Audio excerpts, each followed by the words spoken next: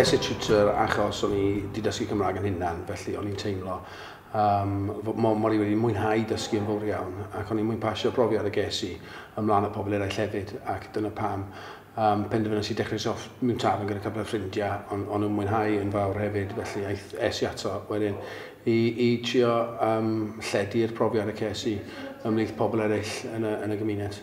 When I was going to the rugby club and things like that, people were talking in Welsh to each other. Some of the boys who I play rugby with, they were talking in Welsh and laughing. I didn't know what they were saying. I got a bit paranoid, so I wanted to know if they were talking about me. Cymdeithas Gymraeg Bellwynog yw grŵp gwyfoddol sy'n gweithredu'n ardal man hyn. Dyn ni'n helpu recrwtio pobl fel i ddysgu Cymraeg. A syniad yw bod ni'n gallu gweld pobl efo'r hyder a awyr gylch i ddefnyddio Cymraeg yn naturiol. Dyna beth yw amcanion y gymdeithas.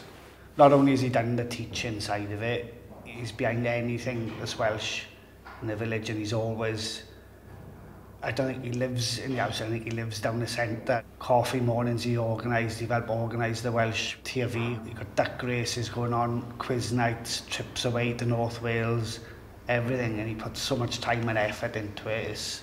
I don't know where he gets his time from, to tell the truth. Right? It's amazing.